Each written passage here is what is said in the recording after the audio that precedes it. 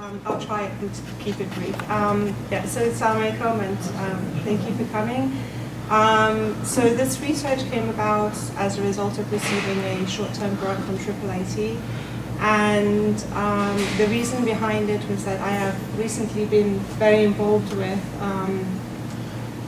Muslim youth and second-generation Muslim youth, and Islamic studies in particular, because of the fact that I have children, and also I teach on Saturdays at a weekend school. I teach Islamic studies, and I was involved with them with rewriting of curriculum.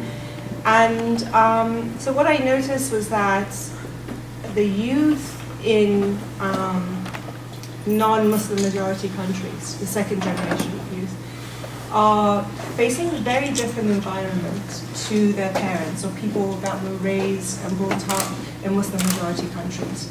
But still, we're operating with Islamic curricula that was designed for people that have grown up in Muslim majority countries.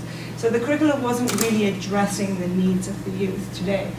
And really, you don't really have to look very far to see the kind of bigotry and discrimination that Muslim youth are facing, and that their identity is constantly, under attack might be a strong word, but definitely challenged. And they're placed in a position of apology, having to constantly apologize for who they are. And really, we should be operating from a level of identity and pride. And then how do we bring that about? And this is a phenomenon that really wasn't existing for people of their parents' generation that grew up in Muslim majority countries. So that was a little bit of an overview. So I said, what can we do to really help the youth to develop a sense of security, identity, belonging, and effectively bring about change? Because we're really operating with outdated modes of teaching that no longer apply. And any attempt to kind of criticize or open up dialogue is automatically questioned as, where is your authority? How authentic are you? Where is your Islamic knowledge? And then how do we go about getting beyond sectarian and ethnic divides? Because from the research that I did, and it is a very small research because it was only for 6 months, but I managed to interview about 100 students. And I was blown away by this. 100 out of 100 students said, how do you identify? And the first thing was Muslim, and then it would be Pakistani, Iranian, Indian, Arab, and then maybe third or fourth place would be a madhab or a sectarian belonging. And we're still operating within that framework. So we need to go beyond that, and we need to facilitate a way of going beyond that. And so the first slide that you see is a picture of a tree. And you might be wondering, what has a tree got to do with Islamic studies curriculum? Well, quite a lot, actually. So the tree really symbolizes what I hope to achieve out of this research. A tree has very firm roots. It's very much a part of the environment it belongs to, but simultaneously it gives back manyfold to the environment. And this is the kind of investment we need to be making for our youth. We need to be giving them strong roots, but enabling them to grow upwards and continue to grow and be a product of their environment, but then they will give manyfold back to the society to which they belong to. So in order for the tree to have strong roots, it needs certain environmental factors. It needs good soil, it needs light, it needs air, it needs nurturing, it needs care. And the same can be said for the youth. In order for them to grow and thrive, they need strong roots. And the strong roots are a sense of security, a strong identity, and a sense of belonging. And once you nurture those things and then enable them to really grow at their own rate, you would really see that they would contribute back to their environment manyfold. Okay, so basically that's the symbolism of the tree. So having done that, you would then nurture a generation that's able to communicate, able to collaborate, able to have academic achievement, able to have skills, able to have critical thinking, positive attitude, and really be the leaders of tomorrow. It's a very tall order. How do we go about getting there? We really need to rethink our whole strategy and approach to Islamic studies and really come out of the box and look at it from a fresh perspective. And the thing that I've suggested in this research is implementing a social justice approach to teaching Islamic studies. And there's certain questions that arise out of this. Why a social justice approach? And I will go into that as we go through the presentation. Just making sure I'm going the right way. Okay. So, so the why of this research, basically I kind of touched upon that. So many Muslim youth growing up in non-Muslim majority countries face challenges of bigotry, prejudice, Islamophobia, and they need to develop strong identity that empowers them and that can enable them to not only sort of counter-challenge these forces, but to contribute positively. So my goal was to develop an independent research-based empowerment curriculum that was accessible to a wide spectrum of the community, from homeschoolers to weekend schools to community schools, and basically anyone who wanted to use this. And the reason, and really the purpose for it was to create a space where Muslim youth are given the tools to explore their identity in relationship between religion and ethics and morality. And that's something that at the moment is missing from traditional Islamic studies curriculum.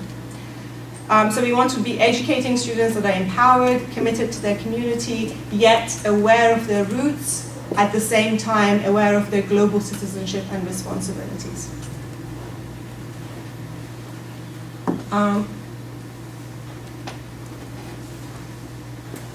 So I kind of addressed this at the beginning. So we really need to be moving beyond our traditional Islamic studies curriculum, because it's not really designed for youth growing up in non-Muslim majority countries.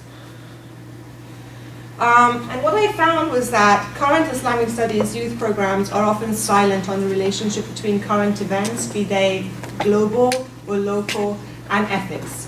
And it kind of is the idea that this relationship falls outside the parameters of Islamic studies. It doesn't really concern us.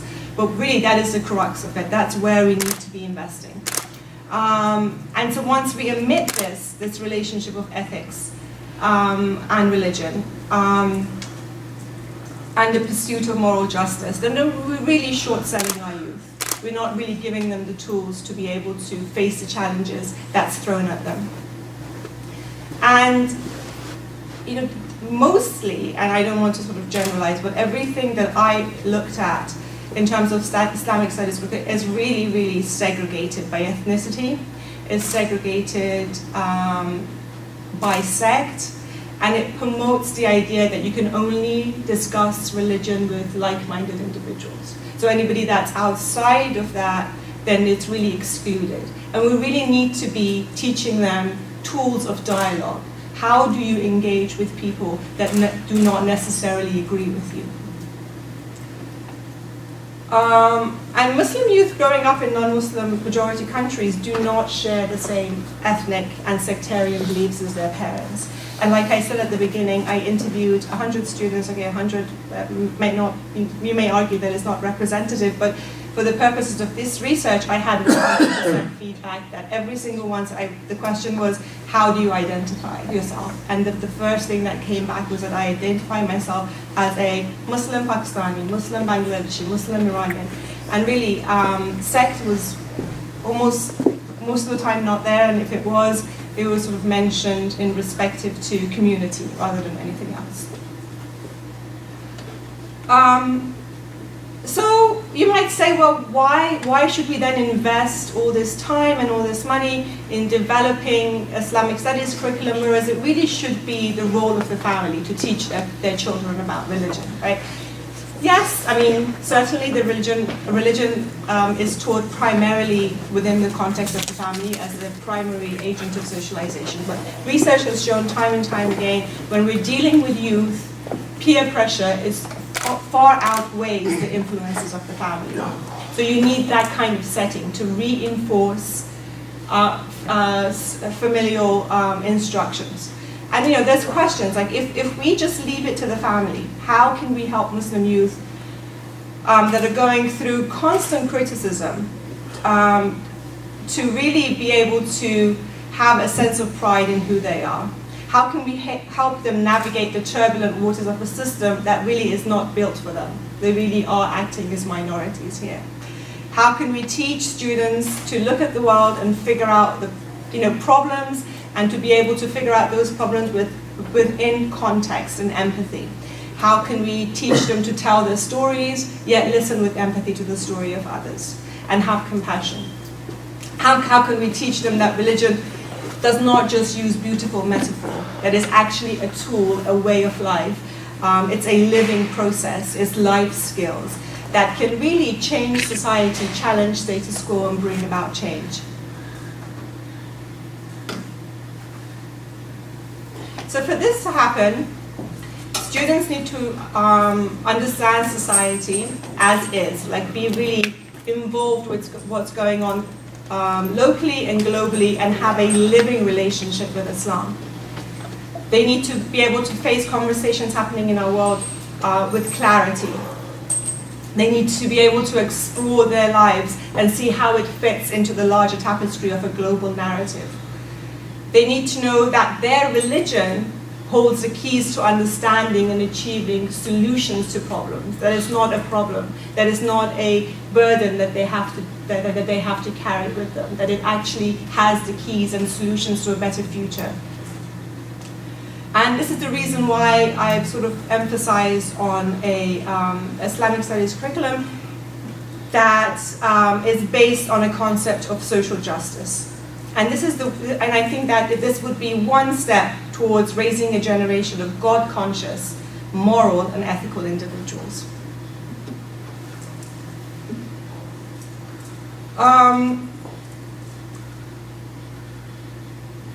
So let's just look at how I kind of, like I said, it was a very small-scale research, but I'll sort of go into how I came about the conclusions that I did. So I looked at like 37, well, close to 40 different Islamic studies curricula, mostly from the greater Washington metropolitan area and about 7 from London, England. And I systematically evaluated in terms of content analysis 14 of them, and tried to see similarities and differences.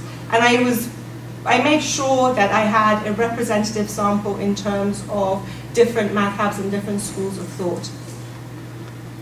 And then I sort of conducted interview with like 100 students, which were short interviews, and then a little bit more in-depth interviews with 63, and then about 20 in-depth interviews, 10 were boys and 10 were girls, around the notions of identity. I also piloted a series of scholar interviews, which included educators, imams, university professors, and activists. Just to name a few people: Dr. Aziz Al-Hibri from Karama, Imam Majid of Adams, Zahra MacDonald from England from Connect Justice, Ingrid Masterson from Islamic University, and just to name a few. So what I did was I was kind of comparing the responses that I was getting back from the students. So the questions were sort of based around identity and based around, so if you were, like, so the kind of the ball was placed back at the students' corner. So if you were to design an Islamic studies curriculum for your own particular specific needs, what would you like to see in it? And why? And if you are enrolled in an Islamic studies curriculum at the moment, and if you tick the box boring, please explain why it's boring, and how can we make it more interesting and more relevant to you? So these were the kind of questions. And I really paid very close attention to make sure that it was a representative sample, both in terms of gender and in terms of sect and in terms of age. Okay, so to tell you the truth, I was quite surprised that there were so many similarities between Islamic studies curriculum. So I thought, okay, we're going to be looking at Islamic studies curriculum from like different parts of the world, from different schools of thought. There's bound to be differences.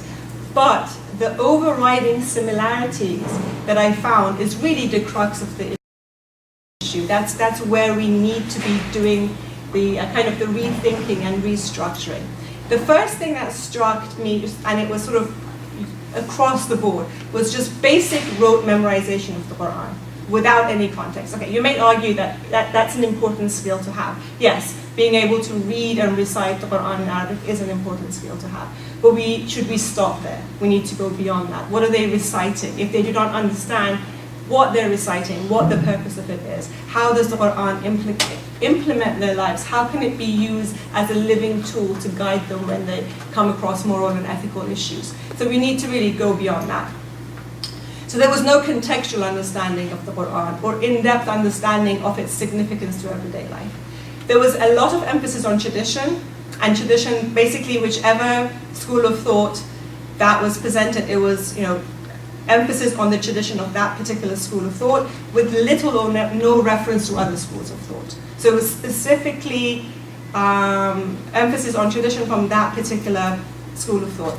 There was uncritical employment of history and historical facts to prove a particular narrative. And I think this is, if we're really serious about going the sort of non-sectarian route, this is where we need to put the emphasis on history. And people say, why history? Because if you present history as a simple, neat narrative that doesn't have anyone that debates it or contends it, or you're really closing the doors for dialogue. So we need to have a different approach to history, and that's one way of that would be to include not only other schools of thought but other religious traditions within the study of Islamic studies. And I talked to a few parents about this, and I said, well, how would you feel if your child was enrolled in an Islamic studies program, but they were learning about Judaism or Christianity, or if you're within a Shia perspective, if they were learning about the Sunni madhab too. And then people were like, well, no, because I think it will provide confusion for the children, and we want to give them a strong identity. But the point is, we're really not giving credit to the students if we think that way. They're far more capable of analytical reasoning. That just because you present the other side of the argument, you're not going to confuse them. You're only going to make them critically more, you're going to enable them to be more critically involved with what they're doing. So it's only by comparison can you get to the truth of something. You cannot hide differences. We cannot sweep differences under the carpet. We cannot wish away historical differences. We have to face them head on. So there was little or no emphasis on the universal message of Islam, no critical engagement with moral responsibility, ethical questions, and how they relate to the real world. And again, another really key point, it was a one-way teaching process. There was little room for student participation. Students were mostly inactive and bored. And once you're bored, you do not become engaged in something, you do not own the knowledge, and the knowledge does not empower you. There was little or no room for discussion, debate, or dissent. So things were presented as black and white. This is the way it is because we've done this way for generations. But the why was never brought up. Little or no interconnectedness of various Islamic principles from a holistic perspective, and little or no analysis of other religious dialogue or coexistence. And we know from early history that there was a great deal of religious dialogue and coexistence within the early Muslim community. And for some, there are various reasons why we've sort of moved away from that model. And part of it is because of the encroachment on Muslim civilization from so many different aspects. We've gone through the process of colonialism and imperialism, and now secularization and bigotry and discrimination. So we've taken a very defensive position, and we've closed ourselves in, whereas that's not really the early Islamic model. The early Islamic model is about engagement, dialogue, coexistence, and we need to sort of find our way back through the maze to that, or to that place. So each of these points that I emphasize brought about a major challenge in sort of designing a new curriculum, and I'm going to try and move quickly through this. And so I did a lot of content analysis and a lot of thinking around how can we not really turn this around, but come at it from a fresh angle, like look at it from a fresh perspective, kind of put the onus of objectivity back with the students. give them creativity, give them the space to be able to be interactive and not for it to be a one-way process. And I've tried this with my students at Nova, and I've also tried this method with my very young students at the Roche Weekend School. When you model behavior as a teacher, that you open up dialogue and you put it out there that what I have to say is not necessarily hierarchically more important than what you have to say. So your contribution matters to this debate. It takes a lot of getting used to. With the older students, it's a sense of, because they've never been given those tools, so they're sort of used to coming, sitting, listening, falling asleep, texting, leaving, or paying attention, trying to keep up. So just kind of involving them, it takes a long time, and it takes a long time to gain their trust, and it takes a long time to give them the confidence that yes, what you have to say does matter, and it can really change the outcome of what we're learning. With the younger students, it's being able to draw the lines between discipline and them becoming very rowdy, but at the same time involved and contributing. So I mean, it's doable. So why a social justice approach? So a social justice approach into the curriculum, I think, is very crucial, because any conception of injustice leads to discontent, non-cooperation, conflict, civil unrest, war, and so on. And we're sort of witnessing this on a daily basis with certain groups under the banner of Islam. And really, I think the crux of it, that it arises out of a sense of injustice. And religion plays a powerful role in shaping the ideas around social justice and legitimacy, and also in responding to what's perceived as injustice. So it's a powerful tool, and it can be manipulated in two ways. It can be manipulated as a tool of domination, and it can be used as a tool of liberation. And historically, this has been the dual aspect of religion throughout history, that at certain times, certain groups have used religion to dominate, and there have been certain times that people have come under the religious banner to gain freedom and to gain liberation. And again, we're witnessing this play out on a daily basis. And so therefore, when you combine religion and education together, it becomes a very powerful tool. And we need to teach students about the inherent dignity of human beings that's kind of referred to again and again throughout the Quran. And we'll look at how we can sort of combine this into the curriculum. And how can they, the students, contribute to a culture of peace? How can they be the ones that bring about a process of peace? And this is precisely why I've decided to go with the social justice approach. So let's move on, because I know we don't have much time. So rethinking the theoretical paradigm. Why isn't our traditional Islamic studies curricula enough? So the world in which our youth find themselves today is very complex. It's a far cry from traditional societies that produced traditional Islamic studies curricula. The youth today, whether living in Muslim-majority countries or otherwise, are confronted with legacies, like I said, of imperialism, colonialism, secularism, that makes the situation very unique, and we need to be mindful of those processes. They need to be able to be given tools that can navigate through these processes and not to be crushed under its waves, to be able to come out floating, swimming, contributing. And a social justice approach will provide this.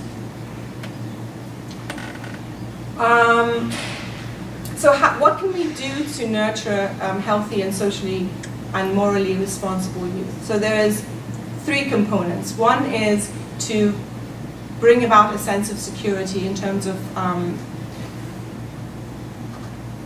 who they are,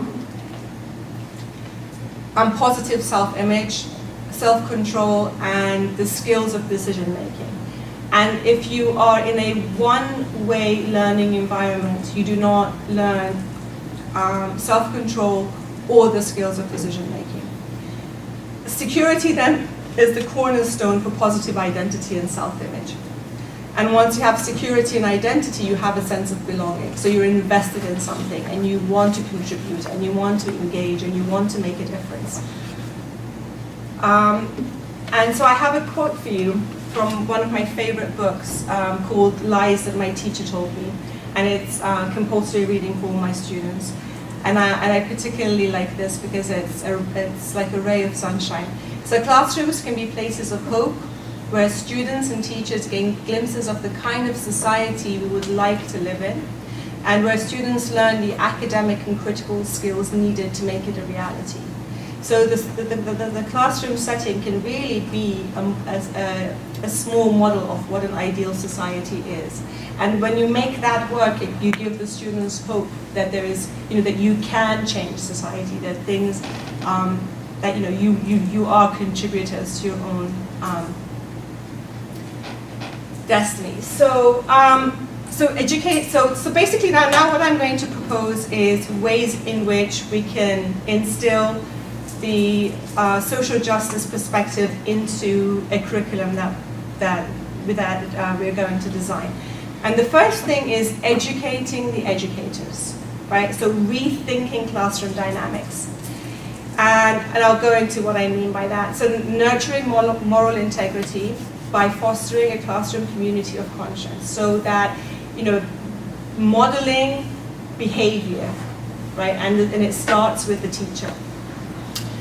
And then it leads to what I call the 3 E's. And every time I'm asked to write a teaching philosophy, I always say my teaching philosophy is the 3 E's, which is excite, engage, empower.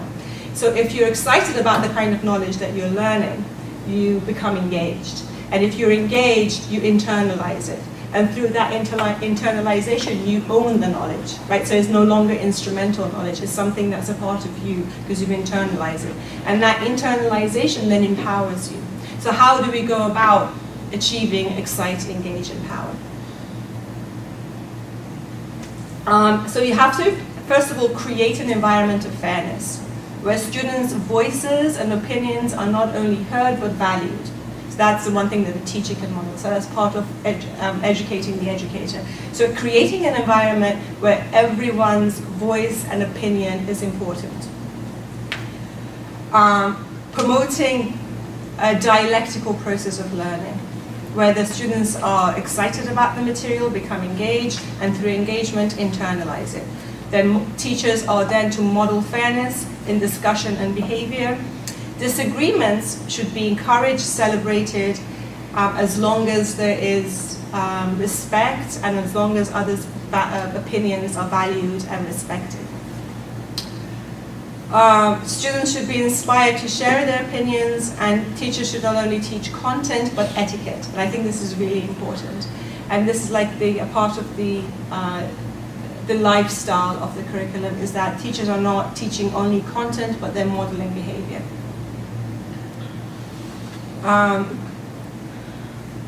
Teachers should encourage model questions and answers. Basically teach the students how to inquire, how to ask questions, what are the etiquettes of a polite response, how do we engage, how do we continue the debate without offending the other person. And they can demonstrate this in terms of thoughtful questions that foster communal learning, and through providing model responses.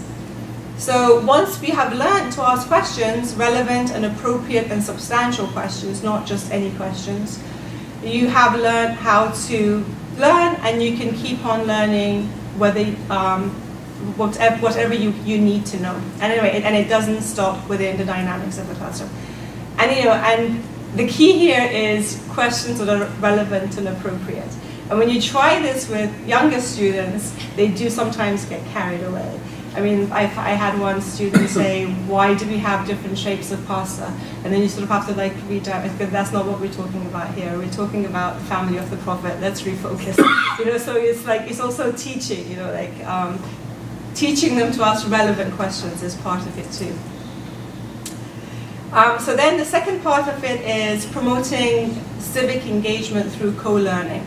So we're moving away from a competitiveness through co-learning, where students their learning is dependent upon their sort of sense and ability to work as a team and to solve problems. And it sort of then it moves away knowledge as something that's given to you, to a point where knowledge is acquired, so that you have to work for the knowledge that you're internalizing. So it's not just something that's handed out to you and you accept it without questioning, but there's something that's there, you challenge it, you question it, you come together as a team, and you own that knowledge, you acquire that knowledge, so it becomes a part of who you are. So you problematize everything. So you basically deconstruct everything that's given to you. You look at the why and the how and the power structures. Who was it written by? At what time were they writing this for? Who was this audience? What was the intended outcome of this piece? And so forth. So you contextualize everything that you're learning. And I think it's very difficult to do that with a lot of religious material, because sometimes we have a hard time really sort of distinguishing between tradition and culture. And we really need to kind of go down that painful path of like problematizing everything, questioning everything, and for there not to be a stigma attached to questioning. Okay, so you have to basically be open to challenges, differences of opinions, and to be able to draw from inner conviction to overcome differences. And this process really engages the students. And then the learning pedagogy becomes a collective process rather than individualistic competitiveness. And it really would serve the students well when they leave the classroom environment too.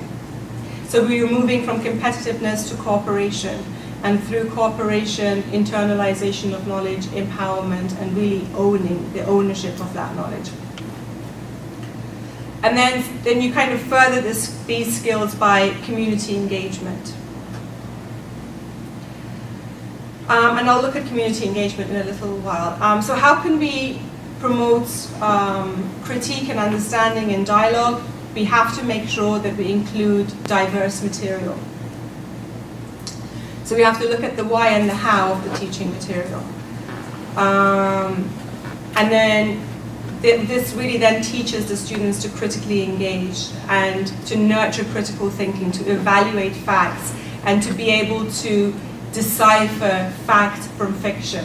And I think our current president would really benefit from this, to be able to really look at something and decide what's fact and what's fiction, what's fact and what's opinion. Right? Critical thinking. It's the mechanism that gets you there. They must be taught to seek and scrutinize causes and consequences, and interrelatedness. So if we exclude conflict, which we do right now with our whichever Islamic studies curriculum that you look at, there's definitely an exclusion of conflict and difference of opinion. It's very much presented as black and white. This is the way it is. This is the way religion is interpreted. But if we really we're really sort of promoting social stupidity in our students if we take away difference and if we take away interpretation. And this is particularly relevant to teaching history. So if we paint a picture of history without conflict of interest, without disagreement, it becomes something unobtainable, something that happened back then, the golden age, and it's no longer achievable now. So it becomes an ideal that's no longer livable. So you have to problematize, you have to look at figures, and you have to look at those figures' social context and so on. So education, like religion, can be a tool of manipulation and conformity, or it can become a vehicle of empowerment and moral consciousness. And then the combination of the two is particularly powerful, and I think this is why, this is the importance of education and investing in our youth for the future. So linking what you learn to real world problems and multiple perspectives. So once you go from multiple perspectives, then you need to kind of say, well, how does what I've learned play out in the real world? And the students can do this through a number of ways. One is sort of going from a common sense understanding of the material to an analytical understanding. Figuring out one's own point of view and how it impacts the material that you're studying. Engaging and interpreting material to decide one's own truth, implementing learned behavior in the real world, and accepting differences without negating authenticity of one's own tradition. I think that's very important. And then finding unity within diversity. Okay, I'm gonna. Do we have time or? Yeah. But, I mean, yeah. Maybe 10 more minutes. 10 more minutes. Okay. Yeah, I should be done in 10 minutes. So, moving beyond theory. So this is all theoretical. How do we go from theory to the practices of empowerment? How do we actually empower those people? So this can be done through turning learning into community service and action. So once students are able to theoretically and critically engage with the teaching material, teachers can help them act upon these things. So through various community service projects, things like food drives, gardening, park care, outreach programs, exchange programs, mentoring at-risk students. Students can also use activist strategies such as social media campaigns, demonstrations, teachings, to raise awareness of issues and build positive support. So that way they're engaging what they've learned with the wider community. Teachers can highlight things like social movements, how people can come together and bring about change. How can we sort of raise awareness? How can we then, from raising awareness, kind of go on and create social action, which will then bring about social change? So these are things that teachers can. Sorry, I'm kind of going rather quickly through this. So that was sort of the theoretical. And then how do we go about implementing the theory into the real world is through service and community engagement. And then how do you go about transforming the theory into inner conviction? What is the basis? If we're going to negate everything, if we're going to problematize everything, if we're going to look at history from a critical perspective, what's our commonality? And I would argue that our commonality can be a Quranic pedagogy, and I'll tell you what I mean by that through studying parables in the Quran. I mean, stories are very powerful, and what I've noticed with my students, particularly the younger students, I can be telling them, I can be talking about kindness, right? And it's very abstract. You have to be kind. Islam teaches you to be kind. And they're like, yeah, Islam teaches you to be kind. But then when you then relate that to them through a story, you say, oh, once upon a time, there was a man called so-and-so. Or like, the ones that my students love is the story of the lady that threw rubbish over the Prophet, and then one day she wasn't there, and he inquired, and then he found out that she was ill, and he went to visit her, and she was so moved that she became a Muslim. And every time I teach kindness, we kind of talk about that story, and what they love to do is they love to reenact it or do plays of that story. So I think the one thing that can go beyond sectarian divides, because the Quran is something that we all agree upon. I mean, given that we have maybe differences in understanding of how it was compiled, we compiled the first Quran, what a specific interpretation, but we can agree on the basis, like the basics we can agree upon. And when you talk about parables or stories in the Quran, these are narratives that it's agreed upon across different sects. So we can use that as a way of teaching, promoting human relationships through religious education. And so we can use Quranic parables to implement sort of teaching as a teaching tool to kind of move away from negative attitudes and behavior like prejudice, bigotry, discrimination, and then compare and contrast that with respect, affinity, empathy, and so on. And we can really draw. I mean, there's endless resources within the Quran that this can be kind of draw upon.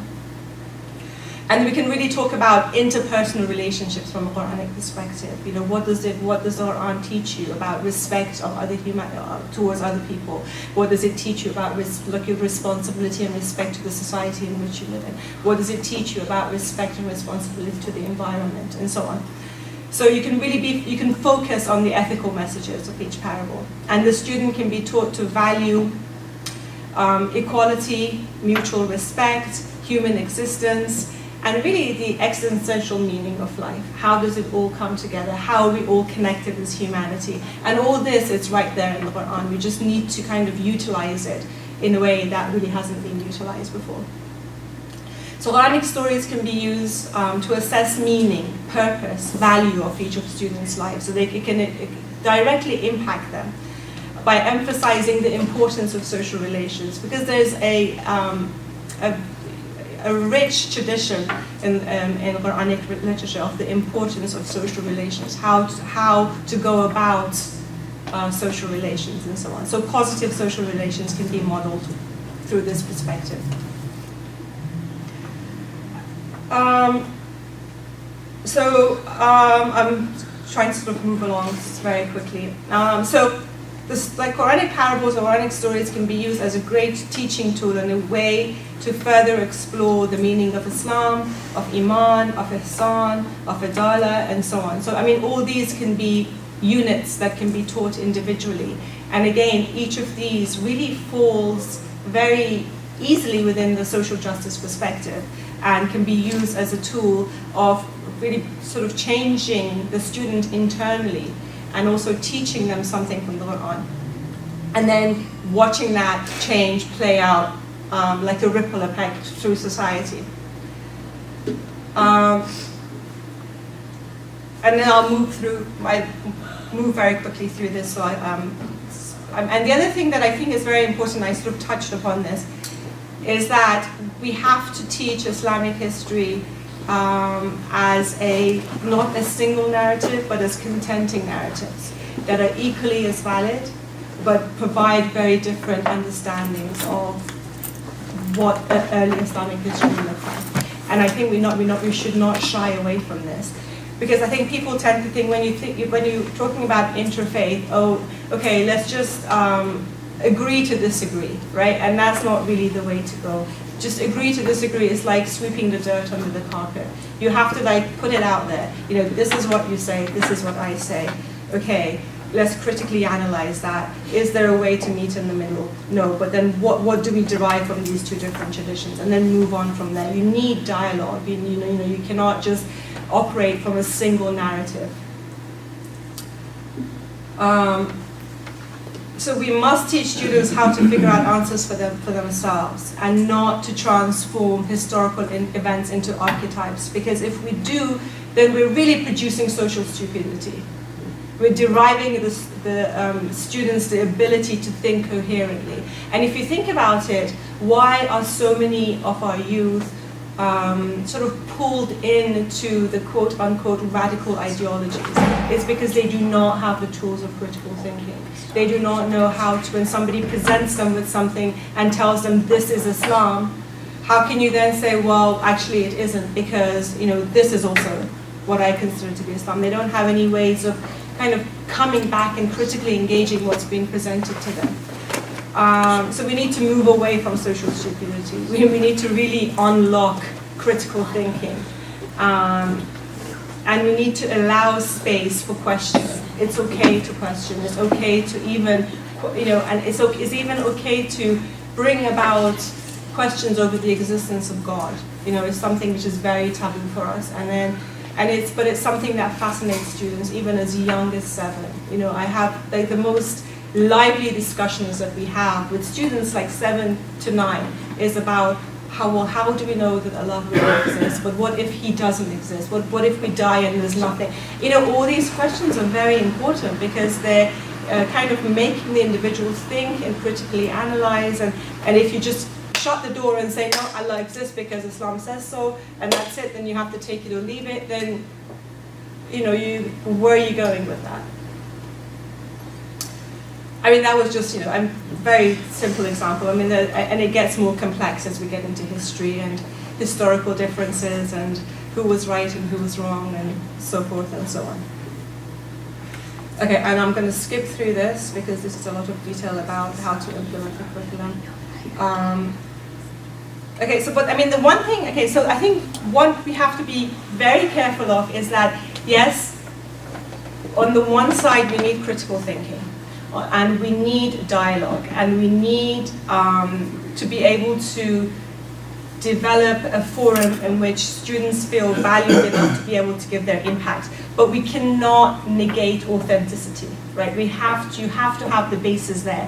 And the basis is developing and teaching Arabic language literacy.